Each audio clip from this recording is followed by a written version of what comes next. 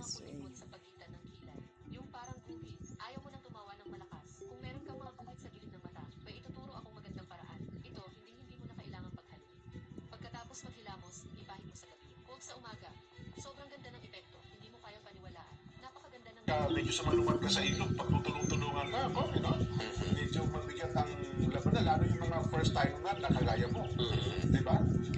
Pero kayo ba yung nag-uusap-usap ng mga katulad ni Kong Lian, di ba? Oo. Tapos yung isa pang Kong Paulo. Tapos si Kong Mendoza, yung sa party, sa Nakabuo ba kayo ng grupo talaga noong nandun kayo magkakasama pa? Well, hindi naman siya grupo in the terms of parang partido or anything. It was more of parang mga friend groups lang. Parang sa mga school, may mga friend groups na ito magkakaibigan sila. Tapos like that, we form groups within Congress. Not on a specific policy issue or on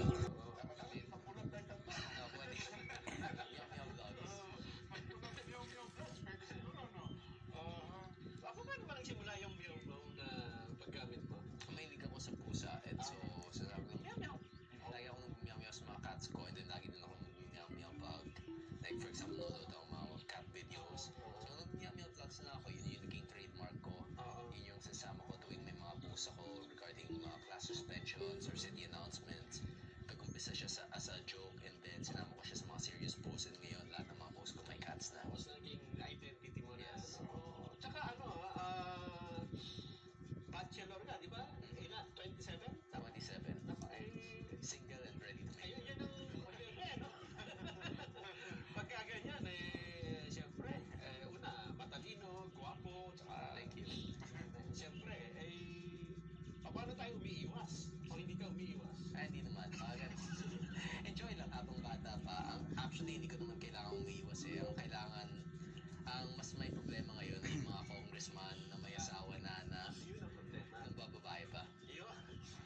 At dahil dyan, itatanong ko sa'yo, buti hindi ka nagawit paalam.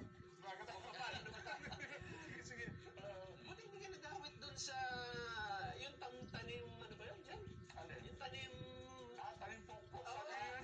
Kasi tingnan mo si Lian eh. Pero kay Lian, hindi ako nang naniwala eh. Basta maniniwala ako, ikaw ang itinuro. Oo. Imposible na ako yun kasi wala akong pera eh. So yung... So, ano sa tingin mo? regarding doon yung kay Recto, I'm not sure since recent news lang din yun and hindi ko pa nakakausap sila Lian tungkol doon. Actually, ang alam ko nasa medical leave si Senator Lauren Legarda at kasama niya si Lian. So, we'll see. I have no information regarding that. Actually, nung nabasa ko din yun, parang random nun. So, kung ano na lang yung may issue. Since it's also like, I've never really expected ko na ganung klaseng issue yung mangyayari. So, we'll just see. Parang sobrang unbelievable naman yung ganung issue. Kasi pwede nung mahuli naturally, hindi naman kailangan ganung klaseng operation eh. Yes. Anyway, Kong Nel, invite mo yung ating mga viewers and listeners. Saan ka ba nila susubaybayan at ano ba mga future plans mo?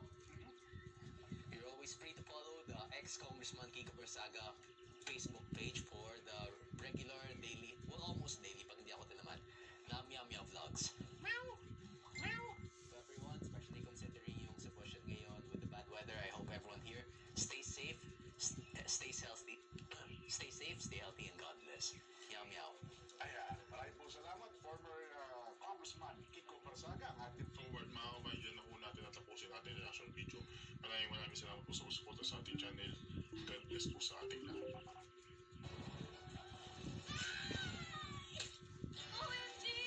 Kaya ba ng sagot mo yan? Dapat ay expert league. Hindi kaya ng iba ang 3 times the... Sigurado ako na hindi nila isimulan ang flood control scandal na yan. Diba? Depende na lang kung magbubukas ulit na sa Lilim Blue Ribbon Committee, ito Senator Alan Peter Cayetano, di ba? Mga kababayan, si Bonjing Rimulya na ang maghahawak ng flood control issue dyan sa mga, basta kaugnay sa flood control scandal, si Bonjing Rimulya na daw ho ang maghahawak, di ba? Ngayon pa naman mga kababayan, tutok itong si Bonjing Rimulya dito kay Sen Legarda at dito kay Congressman Leandro Reviste na alam naman natin mga kabayan na mauuna pa silang makulong kesa dito kay Speaker. Ito mga kabayan, no, nakikita niyo yung mga yan.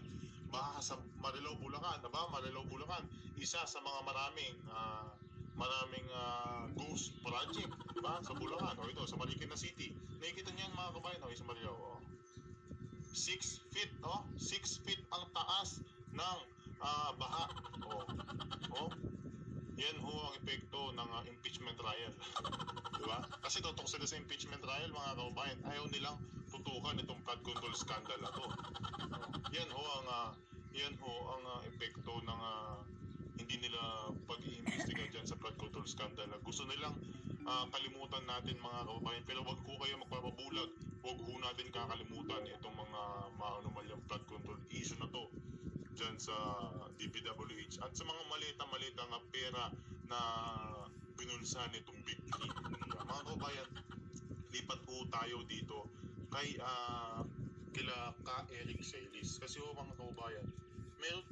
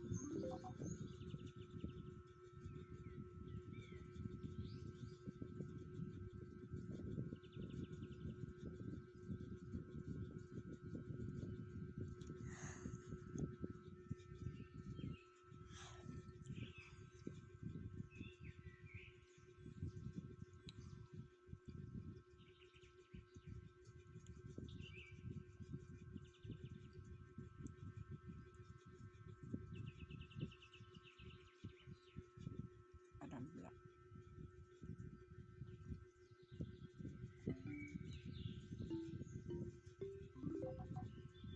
Ay, parang